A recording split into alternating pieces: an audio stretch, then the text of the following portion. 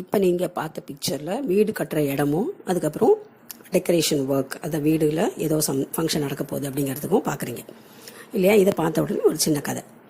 அந்த house owner வந்து ஒரு குரூப் ஆஃப் பீப்புளை வச்சு வேலை வாங்குவாங்க இல்லையா, அந்த மாதிரி வாங்கிட்டு இருக்காரு. வேலை முடிகிற தருவாயில் இருக்குது. அப்போது ஒரு 1 வீக்கில் அவங்க வந்து கிரகப்பிரவேசம் வைக்கிறாங்க. மற்ற மீதி எல்லாம் முடிச்சிட்டாங்க. ஒரு சின்ன சின்ன ஒர்க் மட்டும் பெண்டிங் வைக்கணும் அப்படிங்கிறதுனால வச்சுருக்காங்க. பட் அதில் வந்து கார்பென்ட்ரி ஒர்க் அந்த மாதிரிலாம். உடனே அவர் என்ன சொல்கிறாரு, அவங்க எல்லாருமே கூப்பிட்டு அவங்க ஒரு குரூப்பாக வந்திருக்காங்க வெளியூர்லேருந்து. நீங்கள் வந்து இந்த ஒரு வாரம் இங்கே வர வேண்டாம்ப்பா, ஏன்னா நிறைய கெஸ்டெல்லாம் வந்துடுவாங்க வீட்டுக்கு. அது பக்கத்துலேயே அவங்க வீடு இருக்குது. கெஸ்ட்லாம் வந்துடுவாங்க, பிளேஸும் கொஞ்சம் இதுவாக இருக்குது. நீங்கள் வந்து ஃபங்க்ஷன் முடிஞ்ச பிறகு நான் ஃபுல் அமௌண்ட்டையும் நான் தர வேண்டியதை கொடுத்துட்றேன். நீங்கள் 1 வீக் கழித்து நான் கூப்பிடும்போது வந்தால் போகிறோம் அப்படின்னு சொல்லி சொல்கிறாரு. ஆனால் அவர் ஆக்சுவலாக அவங்க அங்கே வேலை செய்கிற வரைக்கும் அவரோட சாப்பாடுலேருந்து காஃபிலேருந்து டீலேருந்து எல்லாமே அரேஞ்ச் பண்ணி கொடுத்தாரு. இவங்களுக்குலாம் மனசுக்குள்ளே ஒரு இது, அதோட ஹெட் ஒருத்தர் இருப்பார் இல்லையா, அவர் வெளில வந்து நினைக்கிறாரு, சரி என்ன இது இவ்வளோ நாள் நல்லா பழகிட்டு நமக்கு எல்லாமே செஞ்சுட்டு இப்போ நம்மளை வந்து ஒரு வாரம் இந்த பக்கம் வராதிங்கன்னு சொல்கிறாரு. இன்னும் ஒரு வாரத்தில் அந்த ஃபங்க்ஷன் வேறு இருக்குது. அந்த நேரத்தில் நான் மீதியெல்லாம் நான் வெளியூர்லேருந்து என்னோட பையன் கூட்டிகிட்டு வரேன், அவங்கள வச்சு முடிச்சுக்கிறேன் கொஞ்சம் இன்டீரியர் டெக்கரேஷனோட அப்படின்னு சொல்லி சொல்கிறாரு. உடனே இவங்க அதை ஃபீல் பண்ணிட்டு போகிறாங்க. அப்போ கேட்குறாரு, நீங்களாம் எங்கே தங்கியிருக்கீங்கன்னு அது கேட்கணும்னு நினைப்பேன். ஒரு வாட்டியும் மறந்து போயிடும்.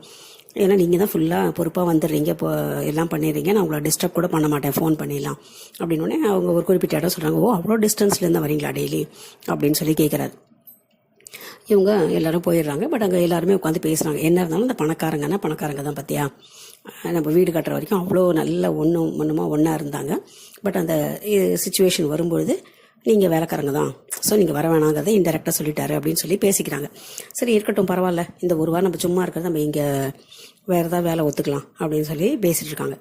அப்போ அடுத்த நாள் சாயந்தரம் என்ன ஆகுது, இவங்க உட்காந்து பேசிகிட்டு இருக்கும்போது ஒரு 2 நாள் கழித்து ஒரு நிறைய, அதுக்கு முன்னாடி இவன் போகிறான் அந்த பக்கம் போய் பார்க்கும்போது அதுக்கு எதிர கிரவுண்டில் நிறைய கார் நிற்குது.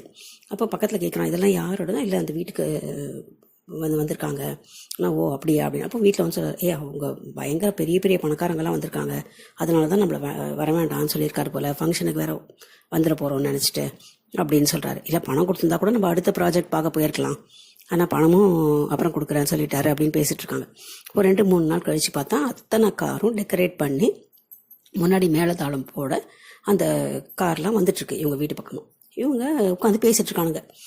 என்ன இது என்னமோ வருது அப்படின்னு சொன்னோடனே அதில் வந்து இவர் இறங்குறாரு. முதல் கார்லேருந்து இறங்கிட்டு அவங்க ஃபேமிலியிலேருந்து வந்தவங்க அத்தனை பேரையும் வந்து இவங்க தான் இந்த வீடை கட்டி கொடுத்தது நமக்கு அப்படின்னு சொல்லிட்டு அவங்க பையன் ஃபாரின்லேருந்து அந்த பையனை இன்ட்ரடியூஸ் பண்ணி விடுறாரு.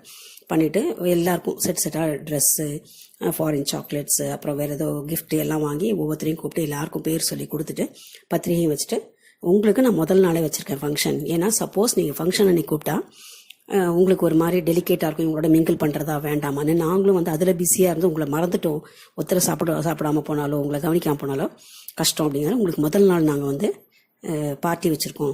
ஸோ இதெல்லாம் அரேஞ்ச் பண்ணுறதுக்காக தான் உங்களை நான் வர வேண்டாம் சொன்னேன். நாங்கள் பேசி எல்லாருமே முடிவெடுத்து இதை பண்ணியிருக்கோம். ஸோ நீங்கள் முதல் நாள் இத்தனை காரும் உங்கள் வீட்டுக்கு வரும், நீங்கள் அத்தனை பேரும் ரெடியாக இருந்தீங்கன்னா நாங்கள் கூட்டிகிட்டு போவோம்.